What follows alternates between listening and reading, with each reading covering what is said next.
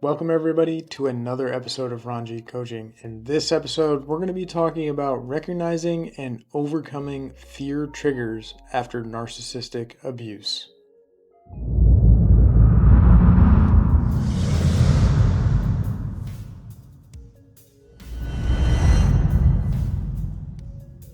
Before I begin, please don't forget to like the video, subscribe to the channel, and check out the link in the description box below for my website.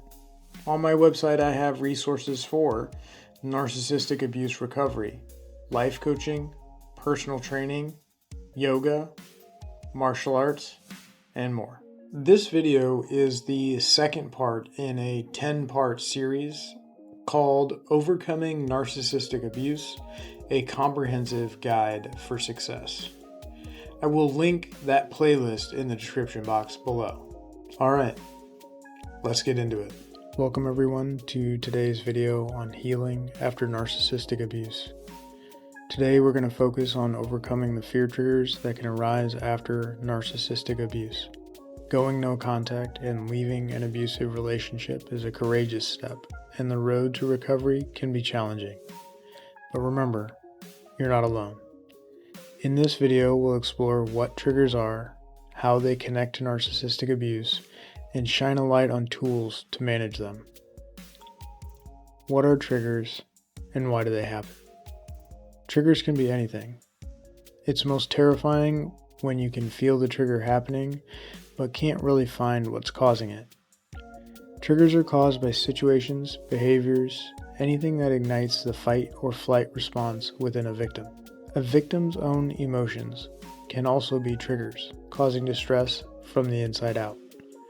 Whatever it is that can bring back memories and unsettling feelings from a past traumatic experience. It's like walking through a nightmare waiting for anything to cause a deep-rooted fear response.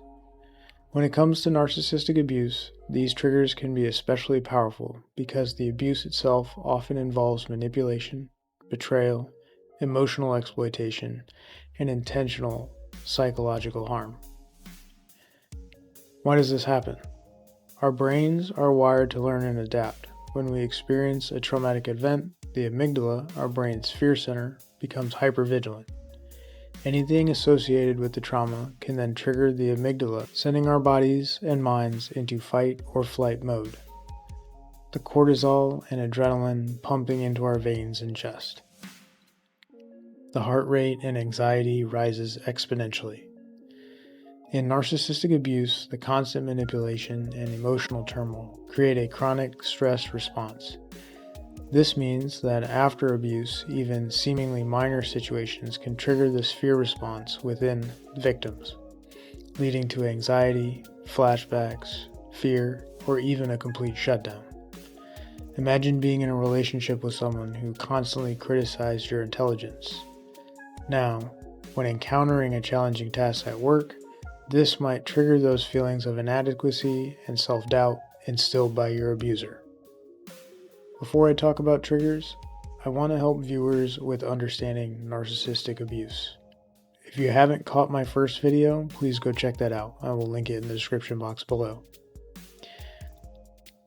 Narcissistic abuse is an insidious and poisonous form of emotional manipulation and control inflicted by someone with an insatiable need for attention, admiration, and a grandiose sense of self-importance, but more importantly, a lack of empathy.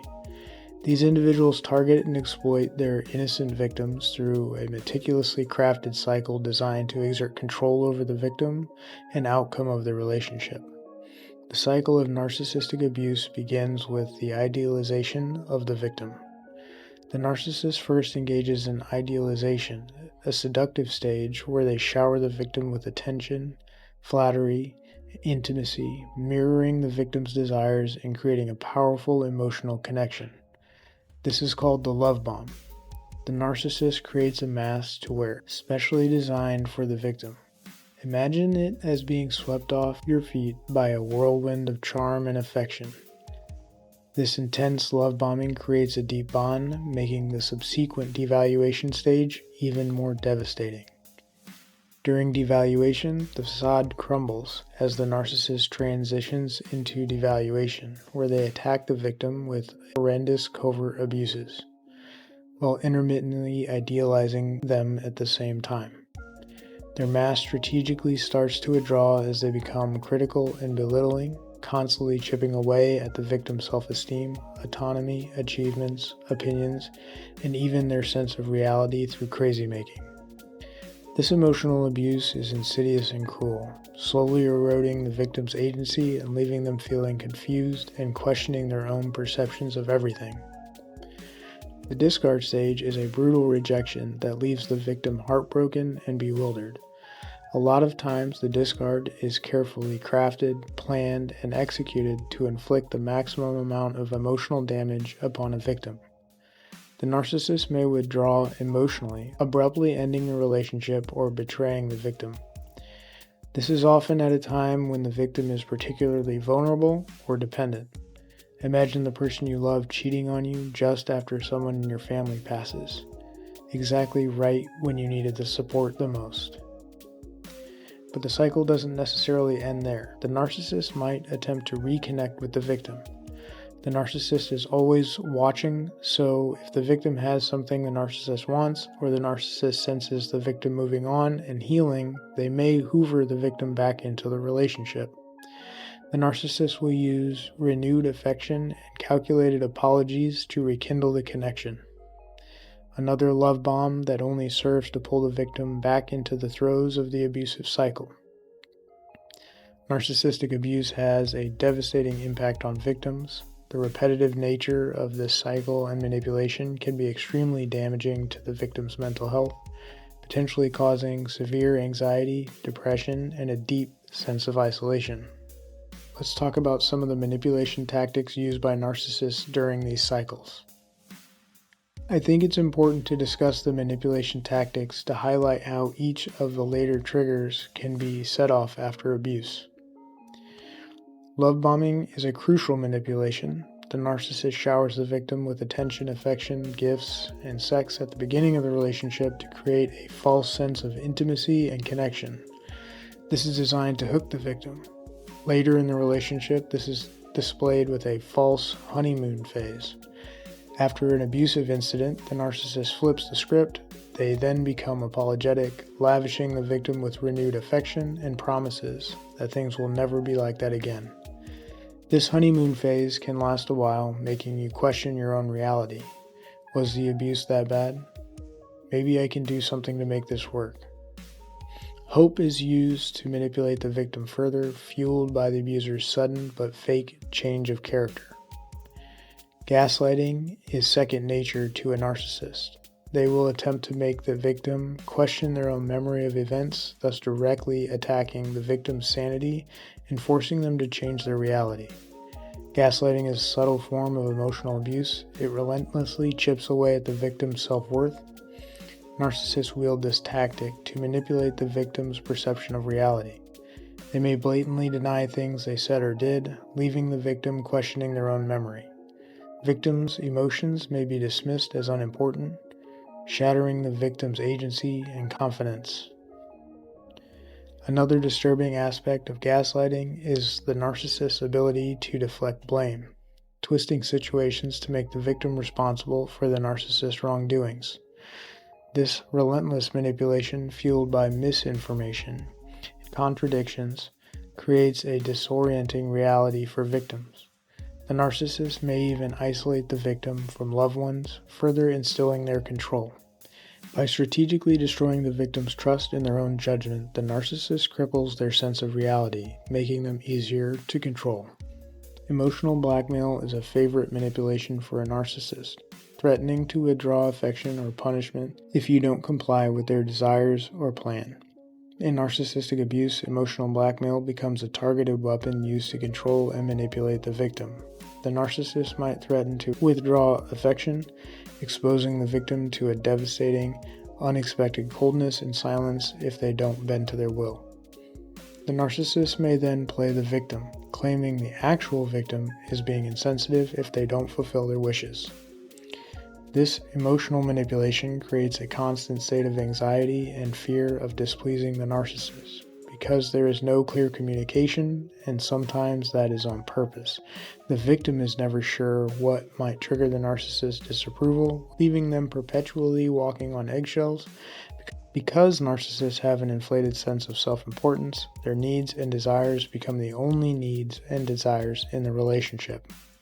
The victim constantly tries to anticipate the narcissist's wants, sacrificing their own needs and desires in the process. This creates a suffocating environment where the victim's sense of self erodes. It's like trying to crawl out of a sandpit that is continually filling with sand. The harder the victim tries to escape, the deeper they inevitably get sucked into the pit. The fear of losing the narcissist's already conditional affection fuels this anxiety, making it incredibly difficult for the victim to assert themselves, lay down healthy boundaries, or leave. This is a constant emotional strain and can leave the victim a shell of their former self. During the relationship, the narcissist will make a goal of gradually cutting off the victim from friends and family to control their social circle. Isolation is used by narcissists to control their victims. It often starts subtly, with the narcissist making negative comments about friends or family, or criticizing plans to socialize. The victim hears these words and believes the narcissist. Over time, it can escalate to the narcissist becoming increasingly demanding of the victim's time, or the victim volunteering their time to make the narcissist happy. The end goal for the narcissist is making the victim feel guilty for wanting to see loved ones, or even forbidding them from contacting anyone altogether. This isolation serves several purposes for the narcissist. It weakens or destroys the victim's support system, making them more dependent on the narcissist for human connection and validation. It also creates a situation where the victim is less likely to expose the abuser, as they may be worried about being seen as crazy, dramatic, or even being seen as the abuser themselves if they reveal the narcissist's true behavior. This isolation is usually paired with a smear campaign against the victim, further isolating the abused. By controlling the victim's interactions, the narcissist can paint a distorted picture of reality to the outside world, portraying themselves as the good partner and the victim as the unstable one. This feeling of being alone, being confused, and without resources to escape can make it incredibly difficult for victims to break free from the abusive relationship. A favorite manipulation and game of a narcissist is the silent treatment. This is the intentional withholding of communication as a form of punishment. It's more than just giving someone the cold shoulder. It's a deliberate and hurtful attempt to isolate and control the victim. Narcissists might ignore the victim's texts, calls, or freeze them out in person for extended periods. Sometimes it's not even punishment, but instead a game to the narcissist to see how high they can drive up the victim's stress levels. A game for mere attention. This can leave victims feeling confused and worthless as they seek to hear from the abuser. The victim might constantly question what they did wrong, replaying the situation in their head, desperately trying to understand why the narcissist has withdrawn. This can create a harsh environment where the victim walks on eggshells to avoid the silent treatment. The lack of communication and response creates a confusing and painful situation, chipping away at the victim's self-esteem and emotional well-being. Ultimately, the silent treatment destroys the safety of the relationship. Narcissists cannot hold on to negative feelings about themselves, and thus the narcissist uses projection to offload these negative qualities onto a victim. Projection may not be obvious at first. Narcissists may sometimes utilize sly and underhanded statements or criticisms. However, a narcissist will take it a step further, accusing you of doing exactly what they themselves are guilty of doing or of their own flaws. When a narcissist projects their flaws onto you, they essentially rewrite the narrative to their own liking. The victim becomes the villain, and they become the innocent victim.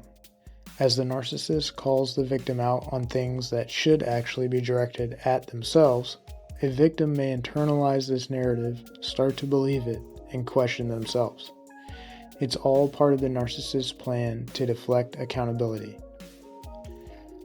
Narcissists are pathological liars.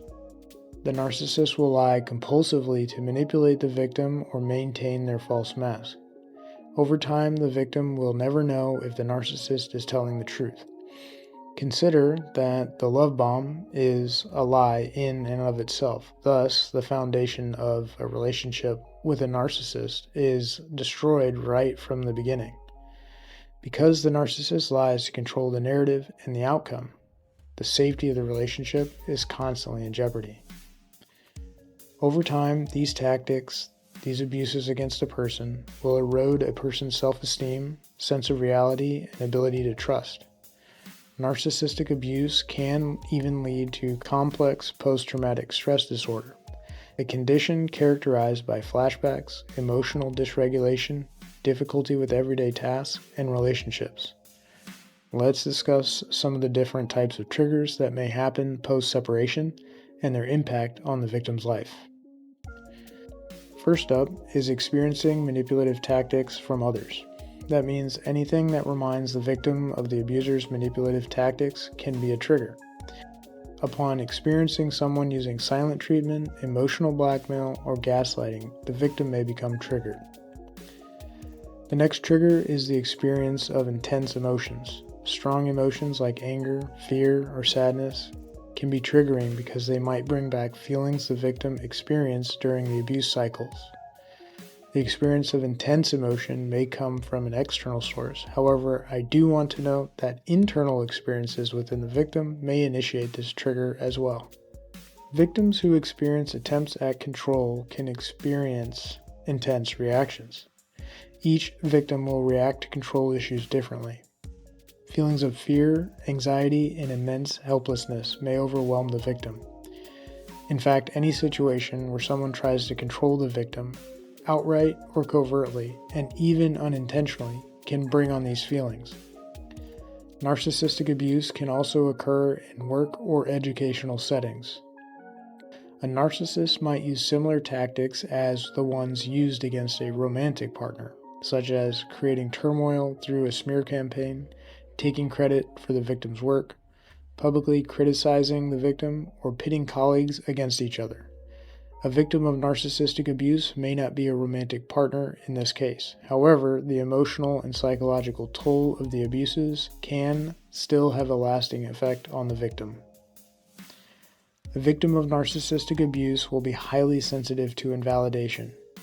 This is being dismissed, belittled, or having feelings minimized or ignored, and can be a major trigger, especially for those who are emotionally abused. An abuse victim will feel this invalidation significantly more than someone who has not been constantly invalidated by the romantic partner or family. This feeling can lead to immense feelings of despair, as it is a psychological need to feel validated. A clear trigger is the discovery of narcissistic traits in others.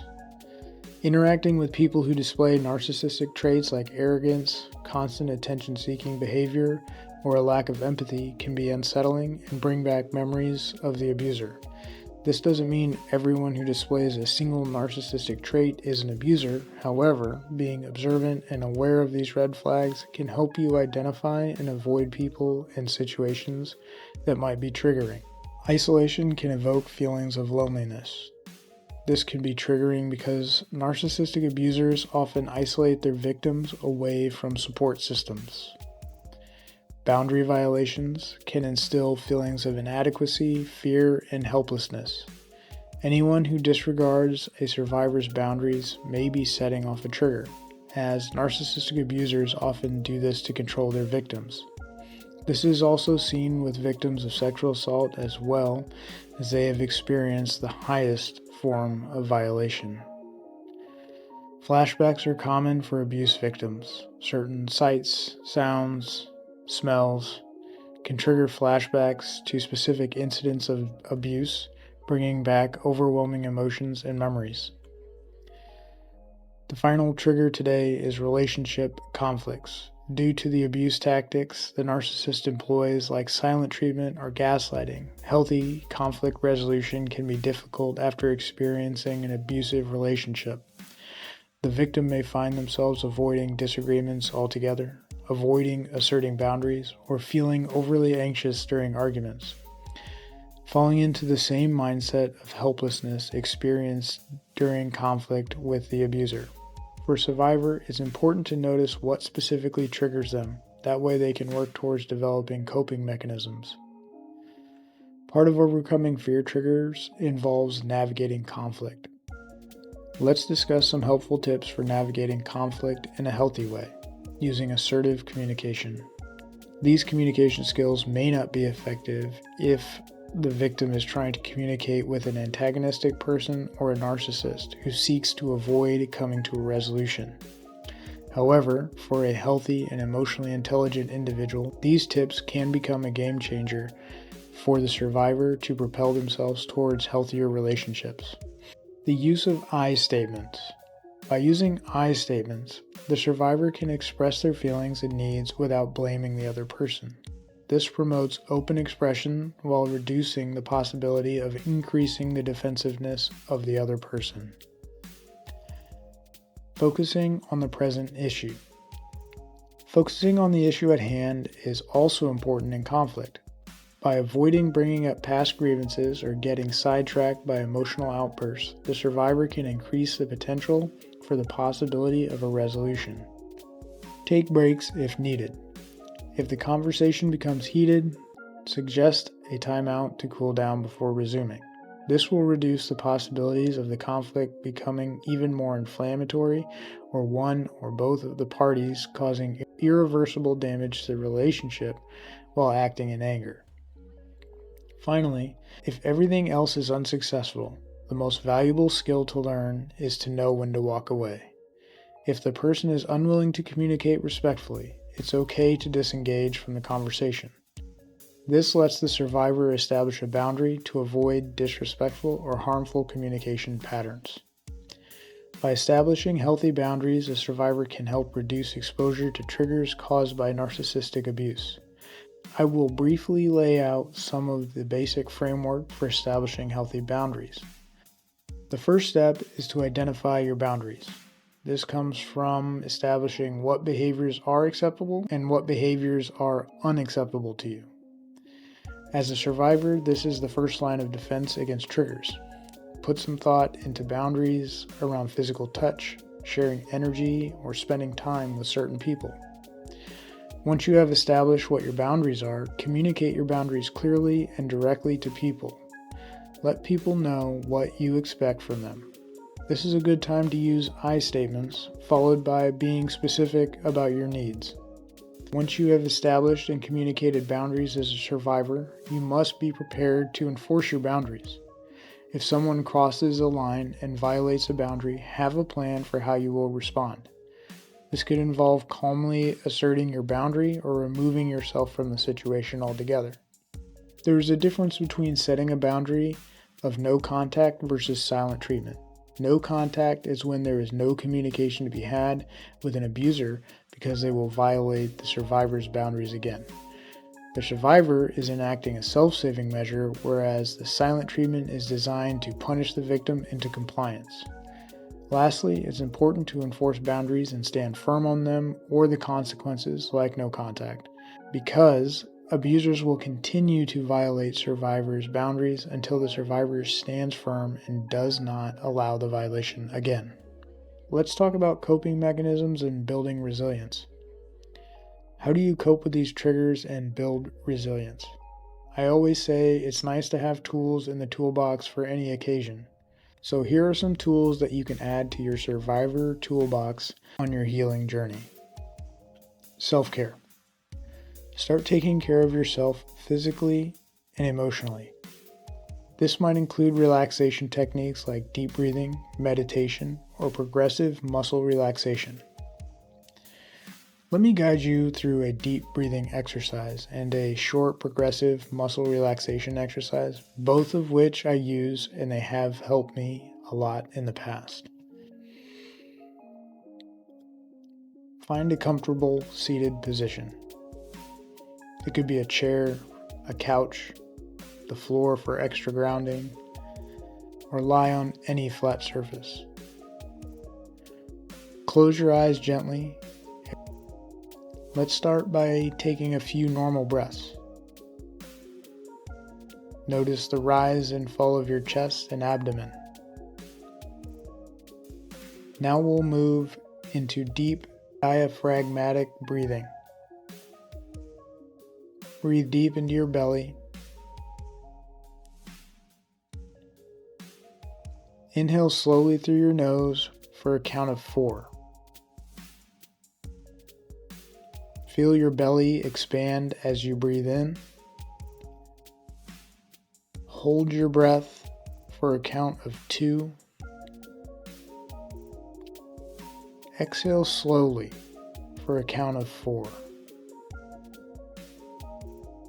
Feel your belly gently contract as you release the air. Repeat this process for at least 2 minutes and, if needed, longer. Focus inward on your breath and the feeling of relaxation spreading throughout your body. With each exhale, imagine releasing any tension or stress you may be holding. Little by little, less and less stress. When you're done, open your eyes and gently start to reintegrate.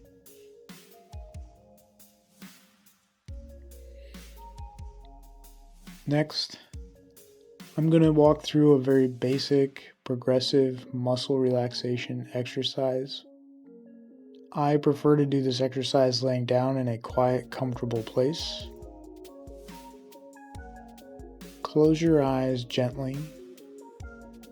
Take a few slow, deep breaths, inhaling through your nose and exhaling through your mouth.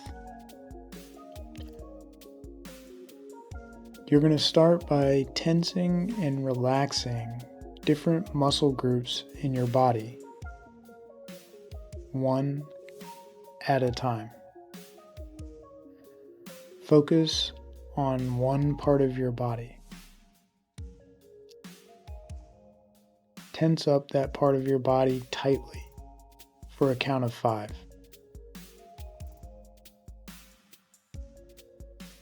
Feel the tension in that body part.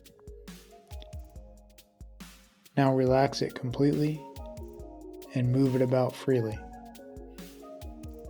Notice the feeling of relaxation spreading through that part of your body.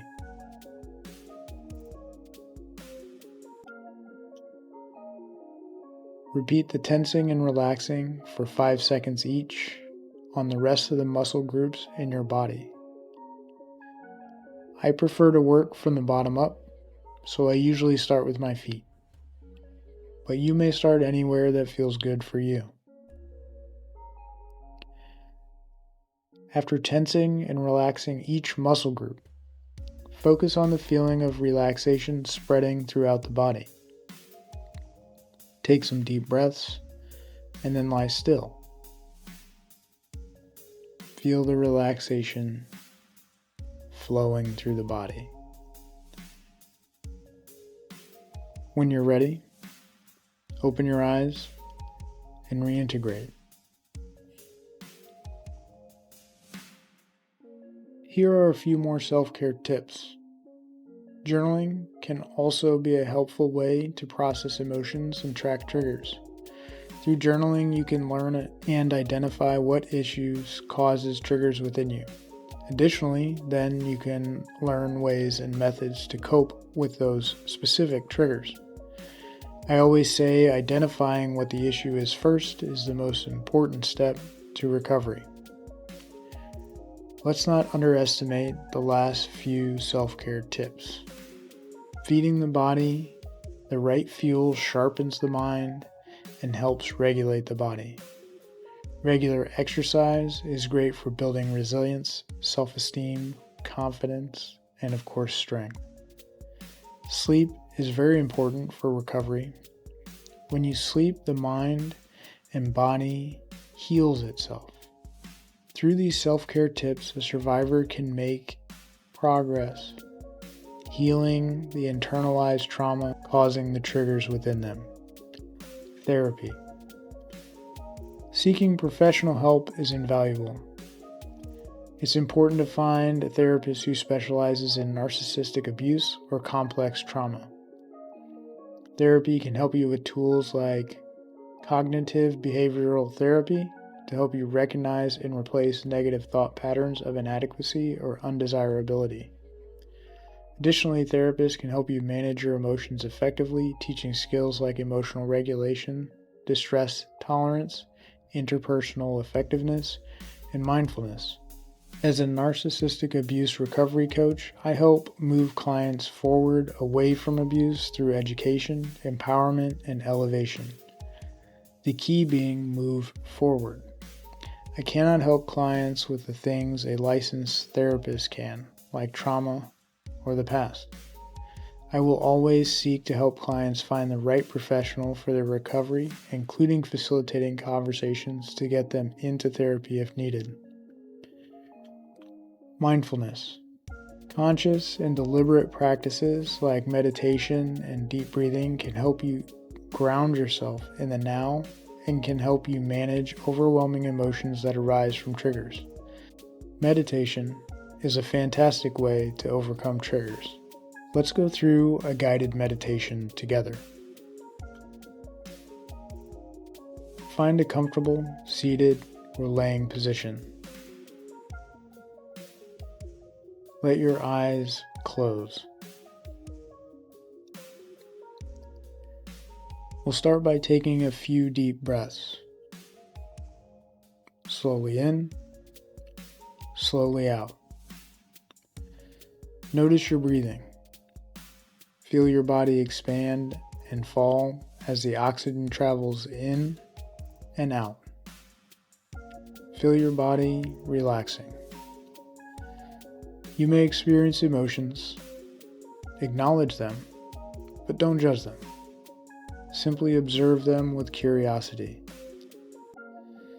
If you'd like to take it a step further, notice where you feel them in your body.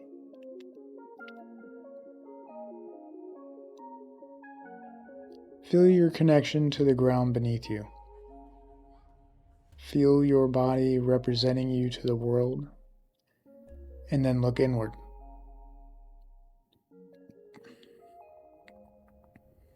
Visualize some place that is your safe place. It only exists to you, and no one else can get there. I want you to bring your attention to your senses. Through your senses, you will build this safe place in your mind. Even though your eyes may be closed, what can you see? What do you notice about your surroundings?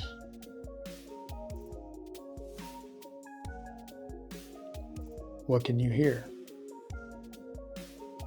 Focus on the sounds around you. Try to listen to something as far away as possible. And then listen for your body and your breath. What can you feel? Notice the physical sensations of your body. Feel the ground beneath you and actively feel for anything else. If you would like to move, you may do so. What can you smell? Are there any scents in the air? Try and catch the smallest scent and identify it. What can you taste? If you'd like, bring your attention to the taste in your mouth. Perhaps since taste and smell are linked, you notice something. Refocus on your breath.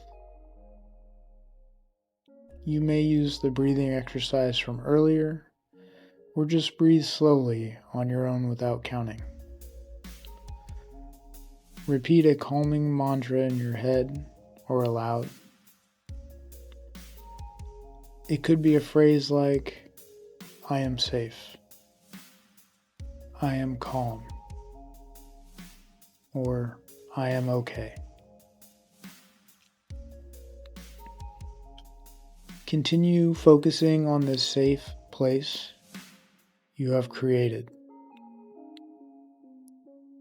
Focus on your breath and your senses for a few minutes. Immerse yourself in this world you've built.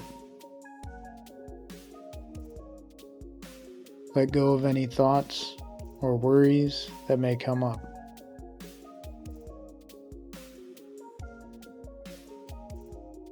When you're ready, open your eyes and slowly reintegrate. I offer bookings for guided meditations on my website, and this is just a sample of one that I use to help people in need of a safe place when they may not be able to actually be safe. Let's continue with some more coping mechanisms. A support system.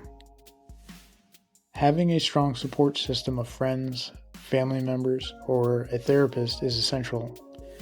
It's important to surround yourself with people who validate your experiences, offer encouragement, and respect your boundaries. This type of energetic respect will help you with healing and will also foster a feeling of safety and trust. I also suggest finding and joining a support group for survivors of narcissistic abuse. This can also be a valuable resource for connecting with others who have been through and understand what you're going through. From personal experience, having that feeling of community and validation can be liberating. I have a free support group that I host called the Empowerment Circle, and I will link that Facebook page in the description box below. If you're interested, go to the page and find the group to gain access to this healing experience. The importance of self-compassion. Healing from narcissistic abuse is a hard journey. It's a constant press forward in the face of a complex traumatic experience. There will be setbacks along the way. I want you to know that's okay. Be patient with yourself. Notice and celebrate your progress, even the small steps towards healing. Remember, overcoming triggers is about building compassion for yourself, inner strength, and resilience. Treat yourself with kindness and understanding as you move forward. Here are some additional tips for empowerment and moving forward. Education is crucial in recovery. The more you understand about narcissistic abuse and its effects, the better equipped you will be to heal. I have a narcissistic abuse recovery program on my website. My first goal is to educate clients. Find a coach or a therapist that works best for you to help you get the resources you need. There are also many resources, articles, and courses available online that can provide you with information about narcissistic abuse as well. Remember to focus on yourself and your healing. Healing is a personal process. Don't compare your journey to others, as yours will not be the same. Instead, look inwards towards the steps you are taking. Take those steps at your own pace and prioritize your well-being. As you rebuild your life, focus on developing healthy relationships with supportive and caring people. Take the time to learn about what a healthy relationship looks like. Pay attention to identify red flags in new relationships. This time, put a focus on setting healthy boundaries and trusting your instincts. If there are red flags, it may be time to reevaluate the situation. Practicing self-love is a must. Narcissistic abuse can chip away at your sense of self and self-esteem. Counteract this by practicing self-compassion and self-love. Engage in activities that bring you joy. Celebrate your accomplishments and surround yourself with positive influences.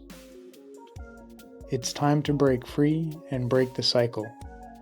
By seeking to understand the tactics used by narcissists and developing healthy coping mechanisms for triggers, you can break the cycle of abuse and prevent yourself from falling victim to predators again.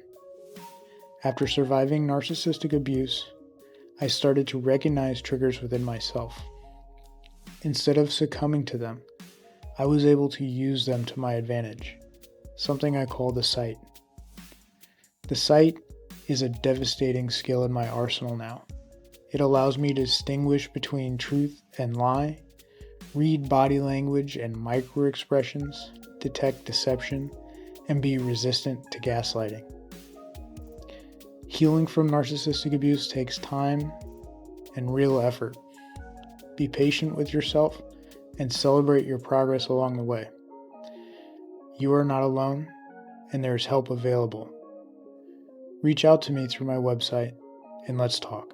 Thank you for watching my video. I hope you found it useful and helpful. If you did, please don't forget to like the video, subscribe to the channel, and check out the link in the description box below for my website. The next video in the series will be Empowering Mindset Shifts. I've got more coming soon, and I'll see you in the next one. Thanks for watching.